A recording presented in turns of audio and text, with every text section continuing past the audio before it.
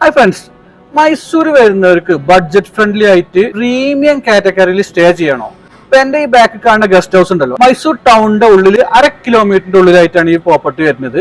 ഇവിടെ നമുക്ക് 50 പേര് അതല്ലെങ്കിൽ ഒരു ബസ് ഫുള്ളായിട്ട് വരികയാണെന്നുണ്ടെങ്കിലും നമുക്ക് ഇവിടെ സ്റ്റേ ചെയ്യാം. നമുക്കതിന്റെ റൂംസും കണ്ടാലോ, കമോൺ.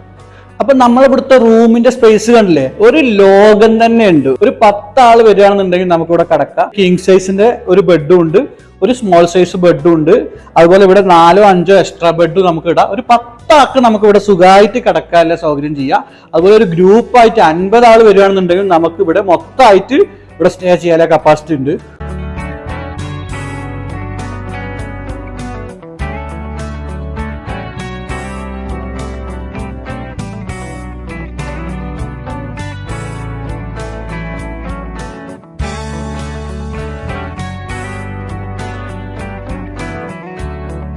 ഇവിടുത്തെ റൂംസ് ഒക്കെ ഉണ്ടല്ലേ, നമുക്ക് താഴെ 2 ബെഡ്റൂമും ഒരു ഡോർമെട്രിയും, അതുപോലെ ഇതിന്റെ മുകളിൽ 2 ബെഡ്റൂമും ഒരു ഹാളും ആണ് ഉള്ളത്.